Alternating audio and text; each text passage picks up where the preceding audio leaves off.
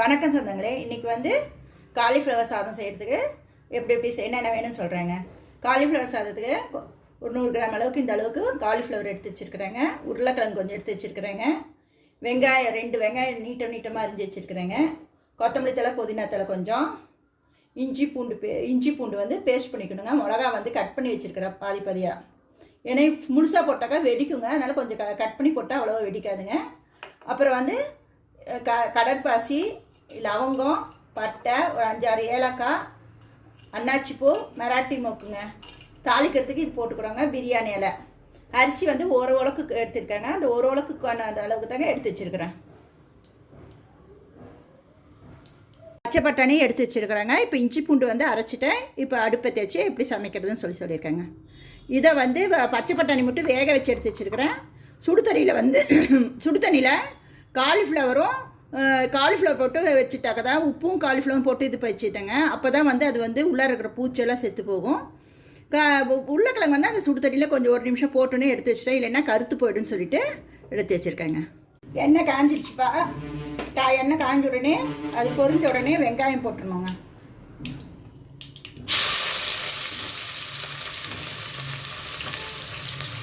அதிலே கீரைனா பச்சை மிளகாவும் போட்டுருணும். அது வந்து எண்ணெயிலே கொஞ்சம் நல்லா வணங்கினா தான் நல்லா இருக்குங்க. இந்த காலிஃப்ளவர் சாதம் வந்து ஒயிட் கலர், இந்த க்ரீமி கலரில் இருக்கணுங்கிறதுக்கோசரம் வெங்காயம் வந்து பாதி மட்டும் வணங்கினா போதுங்க. இப்போ வந்து இஞ்சி பூண்டு பேஸ்ட் போடுறோங்க. இஞ்சி பூண்டு பேஸ்ட் வணங்கி வச்சுக்க. இஞ்சி பூண்டு வாசனை வந்துடுச்சு. இப்போ வந்து கொத்தமல்லி தழை, புதினா தழை போடுறோம். இப்போ வந்து காலிஃப்ளவரும் உருளைக்கிழங்கு அதில் போட்டு வணக்கணுங்க. எண்ணெயிலே கொஞ்சம் நேரம் வணக்கணும். இப்போ வந்து வணங்கிடுச்சிங்க. இப்போ வந்து பட்டாணி போட்டு தண்ணி சாதத்துக்கு வேணுங்கிற அளவுக்கு தண்ணி ஊற்றி கொதிக்க வைக்கணும். எப்பயும் போல் 1க்கு 2 தண்ணி ஊற்றி கொதிக்க வைக்கிறாங்க. இப்போ உப்பு போடணுங்க.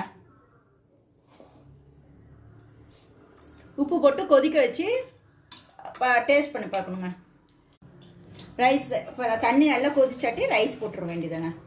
ரைஸ் போட்டோடனே ஒரு கொதி வந்த உடனே டேஸ்ட் பண்ணி பார்க்கணுங்க. உப்பு காரம் எல்லாம் கரெக்டாக இருக்குதான்ட்டு. கொஞ்சம் வந்து ரைஸ் போட்டோன்னே ஒரு கொதி வந்தோடனே அந்த உப்பு வந்து கொஞ்சம் ரைட்டாக உப்பு இருக்கிற மாதிரி இருந்துச்சுன்னா தான் சாதத்துக்கு வந்து சரியாக இருக்கும். சாதத்துக்கு ஆகட்டும், பிரியாணிக்கு ஆகட்டுங்க, உப்பு கொஞ்சம் கரிக்கிற மாதிரி இருக்கணும். அப்போ தான் வந்து கரெக்டாக இருக்கும் சாதம் வேகிறதுக்கு போது. உப்பு எல்லாம் டேஸ்ட் பண்ணிச்சிங்க. நல்லா கொதி வந்துடுச்சிங்க. இப்போ மூடி வச்சுட்டு ஒரு 2 சவுண்டு மட்டும் போட்டு ஆஃப் பண்ணிவிட்டு எப்படி இருக்குதுன்னு காமிக்கிறேங்க. பாருங்க, ரெடி ஆகிடுச்சு. இப்போ ஒரு கிளறி விட்டு எடுத்து பரிமாறி சாப்பிட வேண்டியதுங்க. நன்றிங்க. ட்ரை பண்ணி பார்த்துட்டு எப்படி இருக்குன்னு சொல்லுங்கள்.